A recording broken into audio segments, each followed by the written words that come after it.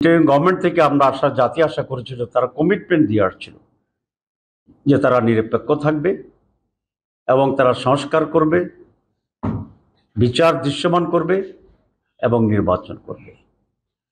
কিন্তু প্রধান উপদেষ্টা তার ওয়াদা ভঙ্গ করে সংস্কারের চূড়ান্ত পর্যায়ে সিদ্ধান্তে পৌঁছার আগেই নির্বাচনের তারিখ ঘোষণা করছে এবং বিচার এখনো দৃশ্যমান হয়। এর মাঝে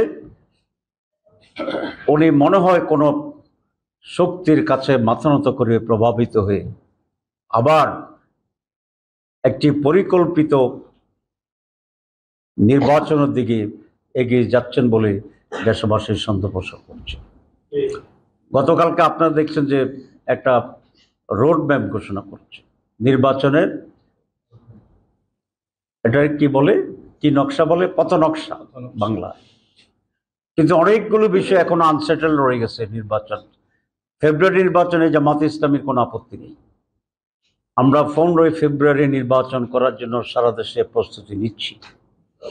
কিন্তু একটি সুষ্ঠু অবাধ নির্বাচনের জন্য কতিপয় বিষয়ের শুরু হওয়া অত্যন্ত জরুরি। তার মাঝে 1 নম্বর হচ্ছে, আমরা বলেছি জুলাই চার্টার, এটাকে আমরা যেখানে ঐক্যমত্য পৌঁছেছি সে সমস্ত জায়গায় এটাকে আইনগত ভিত্তি দিতে হবে এবং এর ভিত্তিতেই ফেব্রুয়ারি নির্বাচন হতে হবে। কিন্তু সেগুলো না করেই গতকালের যে পথ নকশা দিয়েছে, আমরা মনে করি এটা এই নির্বাচনের পথ নকশা একটি সুষ্ঠু নির্বাচন ভণ্ডুল করার জন্য একটি নীল নকশা। এটা আমরা হতে দেব না। আমরা এই নির্বাচন কমিশন সরকারকে বাধ্য করব যে চার্টার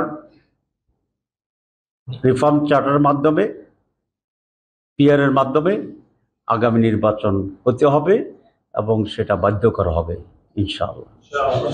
আমি আরেকটি বিষয়ে কথা বলতে চাই, সেটা হচ্ছে নির্বাচন কমিশনের ব্যাপারে। নির্বাচন কমিশন আনফর্চুনেটলি বাংলাদেশে সকল সময় একটি দলীয় দাস হিসাবে কাজ করেছে, যেটি সমস্যার অন্যতম প্রধান কারণ ছিল। তারা দুটো অন্যায় কথা বলেছে। সিইসি একবার বলেছে যে পিআর সিস্টেম সংবিধানে নাই, সুতরাং এর ভিত্তিতে নির্বাচন করা যাবে না।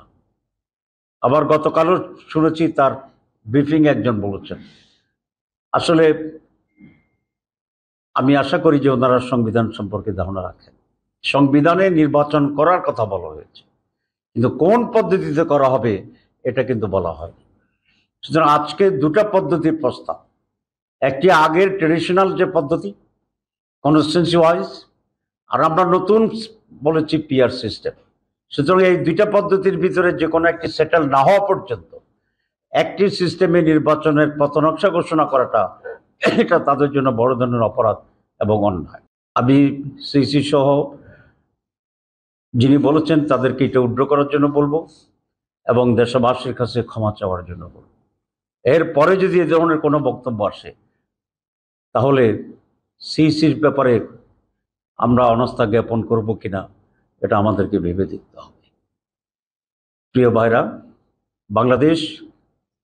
বাংলাদেশের জনগণ একটি সুষ্ঠু নির্বাচনের অপেক্ষায় আছে এবং যদি নির্বাচন সুষ্ঠু হয় ইনশাআল্লাহ, তাহলে চাঁদাবাজ বিরোধী শক্তি, দখলবাজ বিরোধী শক্তি, দুর্নীতি বিরোধী শক্তি, দেশপ্রেমিক শক্তি, ভারতীয় আধিপত্যবাদ বিরোধী শক্তিকেই এদেশের মানুষ বিপুল ভোটে নির্বাচিত করবে এবং এই সুষ্ঠু নির্বাচনের মাধ্যমে আমরা একটি নতুন বাংলাদেশ গড়ব।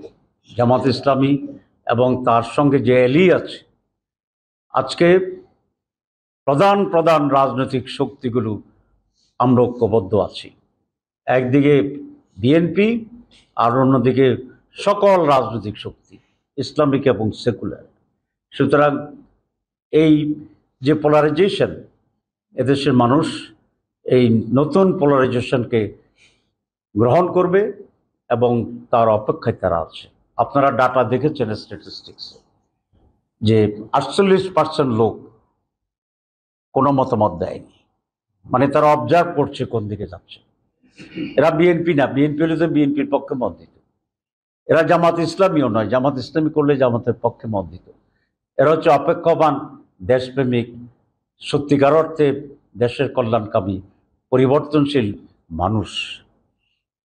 তারা যদি একটি অল্টারনেটিভ পায় এবং সেটা যদি অপেক্ষাকৃত বেটার হয়, সেই শক্তিকেই এরা সমর্থন দেবে, আমরা এই আশাবাদ ব্যক্ত করছি।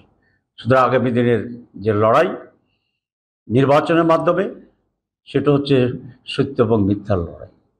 সেটা হচ্ছে আমরা নতুন বাংলাদেশ গড়ব নাকি আমরা অন্ধকারে আবার ফেসিবাদের দিকে যাব, সেটার সিদ্ধান্তের লড়াই।